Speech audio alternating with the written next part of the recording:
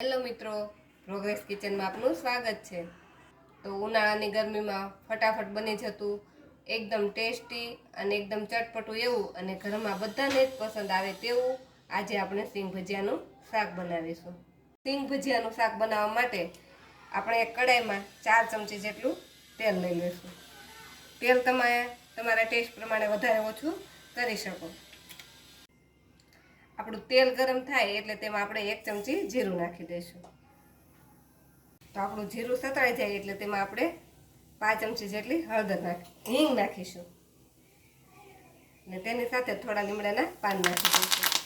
એક મીડિયમ સાઈઝની ડુંગળીને આ રીતે ઝીણી સમારી લીધી છે તો તેને નાખી દઈશું।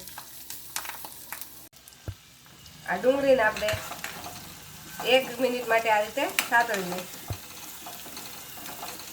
આપણે ડુંગળી થોડીક સતળાઈ જાય અને થોડીક ટ્રાન્સપરન્ટ થાય એટલે તેમાં મેં 7 થી 8 નંગ લસણની કળીને આ રીતે ઝીણી સમારી લીધી છે તે નાખી દઈશું।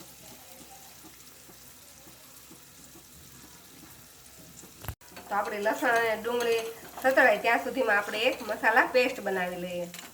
તો પેસ્ટ બનાવવા માટે આપણે એક બાઉલમાં અડધી ચમચી હળદર લઈ લેશું। તેની સાથે 1 ચમચી આપણે લાલ મરચું પાવડર લઈ લેશું ને અડધી ચમચી આપણે શાકનો કલર સારો આવે તેના માટે કાશ્મીરી લાલ મરચું લઈ લેશું। 1 ચમચી ધાણા જીરું પાવડર લઈ લેશું। અડધી ચમચી ગરમ મસાલો લઈ લેશું। 1 ચમચી જેટલી કસૂરી મેથી લઈ લેશું। શાકને એકદમ ટેસ્ટી એવો સ્વાદ આપવા માટે તેમાં આપણે 1 ચમચી જેટલો ગોળ લઈ લેશું। હવે આ બધા જ મસાલામાં આપણે થોડુંક પાણી નાખી અને એક પેસ્ટ બનાવી લઈશું।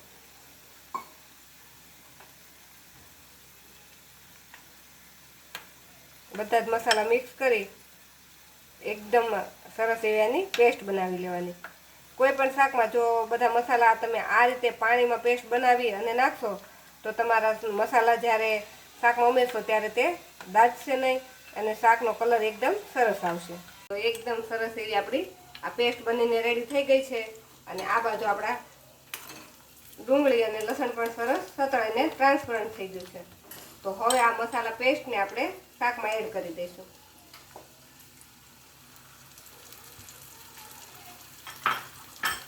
આ મસાલા પેસ્ટને આપણે ડુંગળી અને લસણ સાથે સરસ સાતળી લઈશું અને 1 મિનિટ માટે સતળાવા દઈશું। એટલે જ્યાં સુધી આમાંથી તેલ છૂટું પડે ત્યાં સુધી આપણે એને સાતળવાનું છે। તો આપણા મસાલા અને ડુંગળી અને લસણ બધું સરસ મિક્સ થઈ ગયું છે અને સરસ સતળાઈ પણ ગયું છે અને તેની સાઈડમાંથી તેલ પણ છૂટું પડવા લાગ્યું છે। તો હવે આ સમયે તેમાં મેં અહીં 2 નંગ ટામેટાની પ્યુરી બનાવીને રાખેલી છે તે નાખીશું। આ રીતે કોઈ પણ શાકમાં ટામેટાના ટુકડાની જગ્યાએ આ રીતે પ્યુરી નાખીશું તો આપણું શાક જે બનશે તેની ગ્રેવી એકદમ ઘટ્ટ બનશે। હવે આને મિક્સ કરી અને ફરીથી તેલ છૂટું પડે ત્યાં સુધી આપણે એને પાકવા દઈશું। ટામેટા ફટાફટ ચડી જાય તેના માટે આપણે આમાં સ્વાદ પ્રમાણે મીઠું નાખીશું। મીઠું નાખી મિક્સ કરી આમાંથી સાઈડમાંથી તેલ છૂટું પડે ત્યાં સુધી એને થવા દઈશું।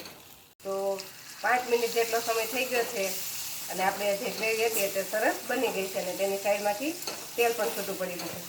તો હવે આપણે ગેસને એકદમ ધીમો કરી દેવાનો અને થોડીક વાર માટે બંધ કરી દેવાનો। આપણે થોડીક વાર માટે ગેસને બંધ કરી અને આ ગ્રેવીને થોડી ઠંડી થવા દઈશું। ગેસને બંધ રાખી આપણે ગ્રેવી થોડીક ઠંડી થાય એટલે તેમાં આપણે અડધા કપ જેટલું દહીં નાખી દઈશું। દહીંને આ રીતે એક જ દિશામાં હલાવી આપણે શાકમાં મિક્સ કરી દઈશું। આ જ્યારે પણ આપણે દહીં નાખીએ ત્યારે ગેસને કાં તો ધીમો કરી દેવાનો અને કાં તો થોડીક વાર માટે બંધ કરી દેવાનો, જેથી આપણું દહીં હોય એ શાકમાં સરસ મિક્સ થઈ જાય અને આપણું દહીં ફાટી પણ ન જાય। તો આ રીતે આપણું દહીં આપણી જે ગ્રેવી હતી એમાં સરસ મિક્સ થઈ ગયું છે। હવે આપણે ગેસને ફરીથી ચાલુ કરી દઈશું અને આને ફરીથી સતળાવા દઈશું ને ફરીથી આમાં તેલ છૂટું પડે ત્યાં સુધી આપણે એને થવા દઈશું। તો હવે આપણે આ ગ્રેવીને થોડીક પતલી કરવા માટે તેમાં અડધા કપથી થોડુંક ઓછું એટલું પાણી નાખીશું. આજે આપણે પાણી નાખીએ તે થોડુંક ઉફાળું ગરમ હોય તેવું જ પાણી નાખવાનું, જેથી આપણે શાકની પ્રોસેસ હોય તે અટકી ન જાય. પાણી નાખ્યા પછી આપણે આને 1 મિનિટ માટે ઉકળવા દઈશું. તો પાણી નાખ્યા પછી આપણી ગ્રેવી ફરીથી સરસ આ રીતે ઉકળવા લાગી છે. તો હવે આ સમયે જ અહીં મેં 100 ગ્રામ જેટલા સિંગ ભજીયા લીધા છે. આ સિંગ ભજીયા આપણે આસાનીથી માર્કેટમાં મળી રહે છે. 10 રૂપિયાના પેકેટમાં પણ આ સિંગ ભજીયા મળી રહે છે. તો આ સિંગ ભજીયાને આપણે ગ્રેવીમાં એડ કરી દઈશું અને આ સિંગ ભજીયાને આમાં મિક્સ કરી અને આપણે એને ઢાંકી અને 5 મિનિટ માટે થવા દઈશું. તો 5 મિનિટ થઈ ગઈ છે અને આપણું શાક સરસ બનીને રેડી થઈ ગયું છે. તો તેમાં તેલ પણ બધું જ ઉપર આવી ગયું છે અને આપણી ગ્રેવી પણ એકદમ સરસ ઘાટી થઈ ગઈ છે. ગેસને બંધ કરી દઈશું અને આની ઉપર આપણે લીલા ધાણા નાખી દઈશું. તો એકદમ ટેસ્ટી, ચટપટું અને ઘરમાં કંઈ પણ શાક ન હોય તો ખૂબ જ ઓછા સમયમાં બનીને રેડી થઈ જાય તેવું આપણું સિંગ ભજીયાનું શાક બનીને રેડી છે.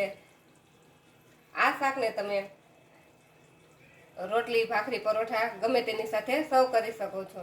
અને અત્યારે કેરીની સિઝનમાં કેરીના રસ, રોટલી સાથે આ શાક સર્વ કરશો તો ખાવાનો સ્વાદ અનેક ગણો વધી જશે. તો જો તમને અમારી આજની આ સિંગ ભજીયાના શાકની રેસીપી ગમી હોય તો અમારા વિડીયોને લાઇક કરો અને પ્રોગ્રેસ કિચન ચેનલને સબસ્ક્રાઈબ કરો અને અમારી અવનવી રેસીપી જોવા માટે અમારી સાથે જોડાયેલા રહો.